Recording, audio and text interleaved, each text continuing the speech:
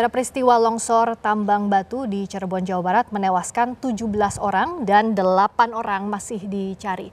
Kita akan berbincang dengan Kepala Dinas Energi dan Sumber Daya Mineral Provinsi Jawa Barat, Bambang Tirto Yuliono, dan mendengar cerita dari Bapak Junanta, salah satu korban selamat dalam peristiwa itu.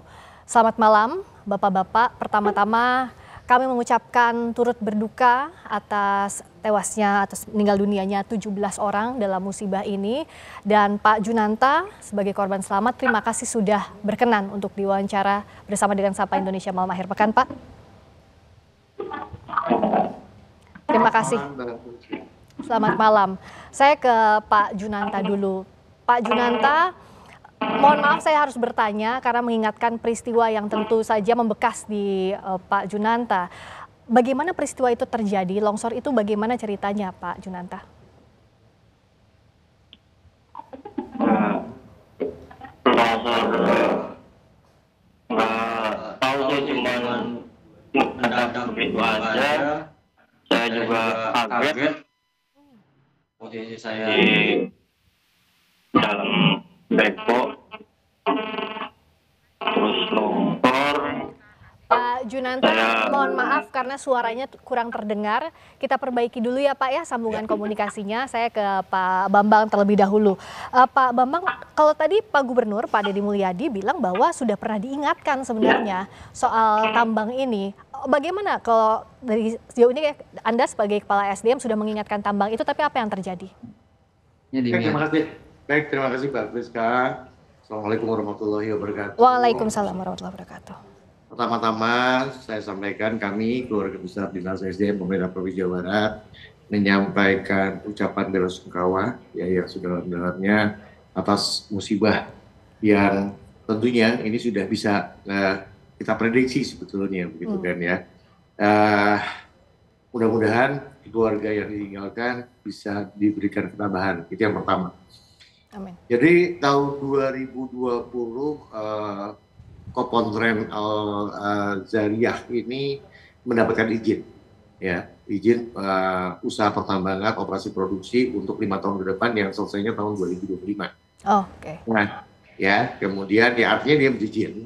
Nah, kemudian beberapa kali kami itu terus memberikan peringatan begitu ya atas kegiatan yang dilakukan di lapangan, begitu ya. Nah, terakhir bulan Maret kami berikan surat peringatan, bulan Maret 2025 kami berikan peringatan.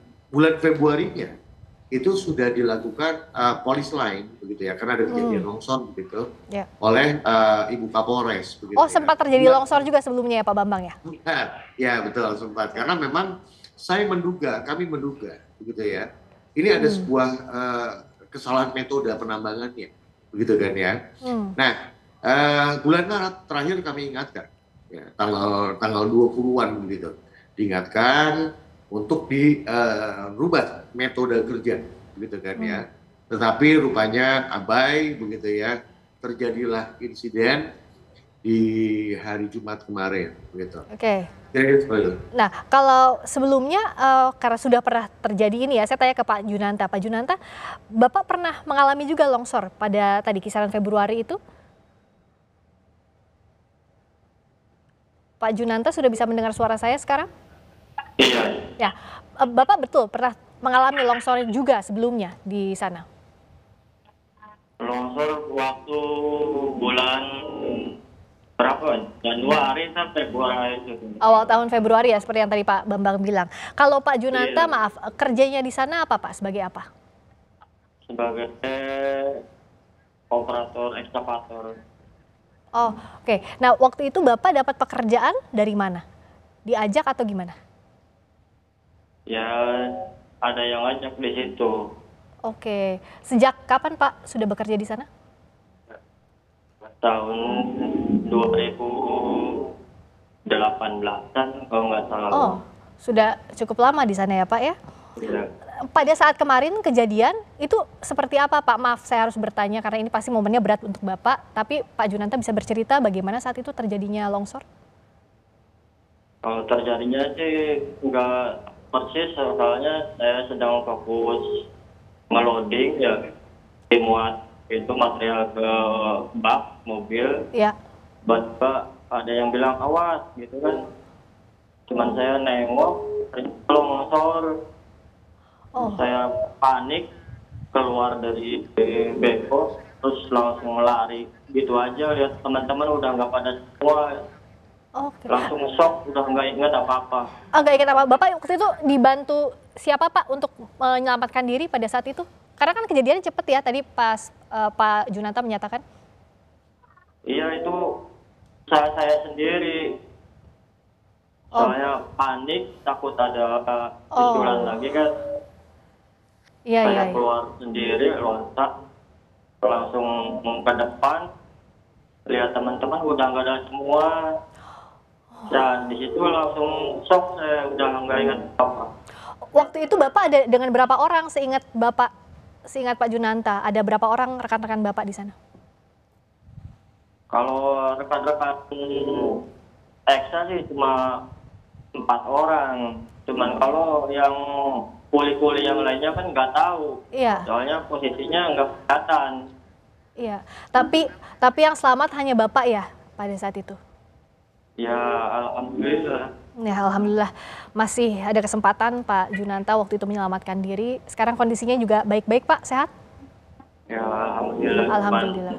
Luka ringan dikit lah. Nggak apa-apa. Masih ada luka. Pak Bambang, lalu kalau sekarang kan kondisinya ditutup.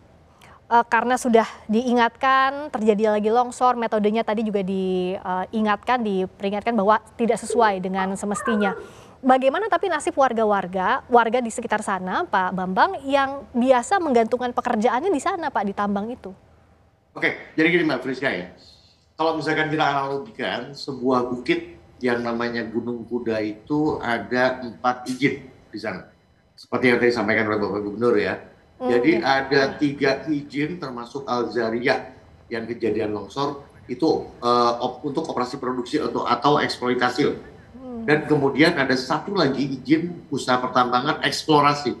Oke. Dan ya betul. Jadi pasca kejadian hari Jumat, begitu saya langsung keluarkan surat penghentian sementara, tidak boleh beraktivitas kepada semua yang ada di sana. 4 izin yang ada di sana. Kemudian malam harinya setelah tim investigasi dari pemerintah provinsi, yang tadi dari unsur lingkungan hidup, kemudian ESDM dan juga dari dinas perizinan begitu bersama-sama melakukan identifikasi mungkin lebih tepatnya begitu memberikan rekomendasi dan malam harinya kemarin malam itu dicabut secara permanen, artinya sudah tidak ada lagi yang bisa mengelola. Sudah total berhenti ya, tidak boleh dilanjutkan lagi setelah ini ya? Berhenti, ya betul. Karena variabelnya, parameternya sudah cukup untuk dihentikan begitu ya, sudah cukup kuat untuk dihentikan secara permanen. Kira-kira seperti itu, betul. Kami mendapatkan informasi dari rekan kami yang ada di wilayah Cirebon. Ya.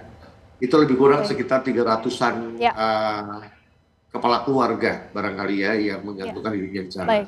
Tadi Bapak Gubernur sudah clear menyampaikan bahwasannya untuk jangka pendek ini yang pertama kali adalah evakuasi secepatnya. Nah, oke. Pak Bambang, saya mau masuk ke sana soal evakuasi.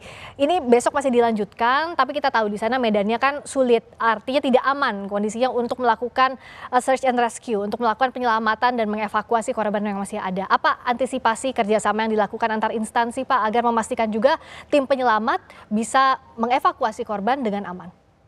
Ya, jadi gini, Mbak Friska, di lapangan kami ada inspektur tambang, ya. Kemudian ada analis tambang juga yang standby di sana, yang memberikan asesmen. Boleh, tidak boleh, di radius berapa yang paling aman dan seterusnya. Gitu, kira-kira gitu lah. Jadi stay selama masa evakuasi dari pagi sampai dengan sore hari. Itu yang pertama. Yang kedua barangkali kami juga melakukan asesmen bukan hanya saja di lokasi longsor, tetapi di area Gunung Kuda itu, ya. Bahkan tim dari inspektur tambang, ya, mulai besok hari itu akan melakukan investigasi secara komprehensif. Jadi tim kami dari ESDM, dari pemerintah provinsi, bahkan juga dari pemerintah pusat, Kementerian ESDM melalui inspektur tambang, begitu, melakukan investigasi secara detail. Kira-kira seperti itu. Nah, rekomendasi seperti apa tentunya kami akan menunggu. Mudah-mudahan besok sore sudah keluar rekomendasi yang proper begitu ya, untuk memastikan bahwa ini bisa dimitigasi supaya tidak terjadi longsor susulan. Kira-kira begitu. Ya, semoga tidak terjadi longsor susulan, proses evakuasinya berjalan lancar, semua tim juga yang ada di lokasi bisa selamat. Terima kasih Pak Bambang, terima kasih Pak Junanta. Sekali lagi kami mengucapkan turut berbelasungkawa sedalam-dalamnya. Semoga tidak terulang lagi kejadian serupa dan para korban bisa segera ditemukan. Terima kasih, selamat malam.